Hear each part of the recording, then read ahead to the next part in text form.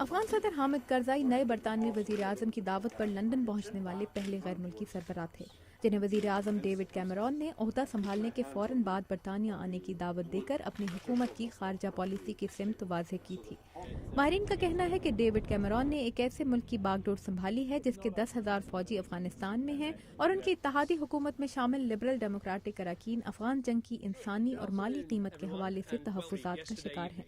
تو کیا یہ اختلاف رائے برطانیہ کی اتحادی حکومت کے مستقبل پر اثر انداز ہو سکتا ہے؟ برطانوی پارلیمنٹ کے سابق کنزرویٹو رکن اور ایک اخبار کے کالمسٹ میتھیو پیرس کہتے ہیں کہ نہیں۔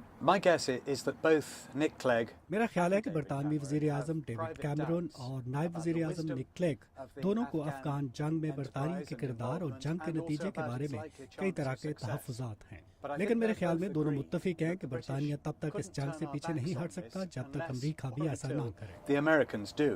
باوجود اس کے کہ ایران کی جانب سے ترکی اور برازیل کے ساتھ ایٹمی ایندھن ملک سے باہر افزودہ کرنے کا معاہدہ کیا جا چکا ہے، برطانیہ کی نئی حکومت ایران کو اپنے لیے خطرہ سمجھتی ہے اور اقوام متحدہ کے ساتھ مل کر ایران پر اس کے ایٹمی پروگرام کے حوالے سے نئی پابندیاں عائد کرنے کے لیے کام کر رہی ہے۔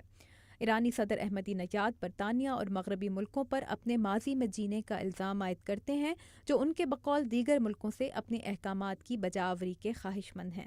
یہی معاملہ برطانیہ کے نئے وزیر خارجہ ولیم ہیگ کے واشنگٹن کے پہلے دورے میں سر فہرست رہا، جب انہوں نے ایران کے خلاف فوجی کارروائی کو ناممکن قرار دینے سے انکار کر دیا۔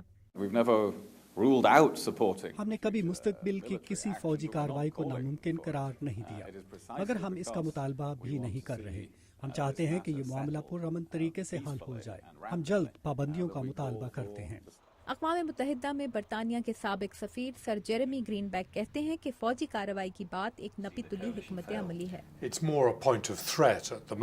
اس وقت تو یہ دھمکی دینے جیسا ہے۔ میرے خیال میں برطانوی عوام اور پارلیمنٹ کسی فوجی کارروائی میں حصہ لینے کی مخالفت کرے گی، مگر ان معاملوں میں فیصلے کا اختیار حکومت کے پاس ہے۔ ہمیں دیکھنا ہوگا کہ آگے کیا ہوتا ہے۔ جیریمی گرین بیک کہتے ہیں کہ برطانیہ کی نئی حکومت، جو پہلے ہی ایک مالی بحران سے گزر رہی ہے، خارجہ پالیسی کے امور پر کوئی نیا راستہ چننے کی کوشش نہیں کرے گی۔ میرا نہیں خیال کہ یہ برطانیہ میں جماعتی سیاست کا معاملہ ہے کہ برطانیہ عالمی مسائل کے حل میں کیا کردار ادا کرتا ہے یا جہاں مدد کی ضرورت ہے وہاں کتنی مدد دیتا ہے۔ یہ پالیسی پہلے جیسی رہے گی۔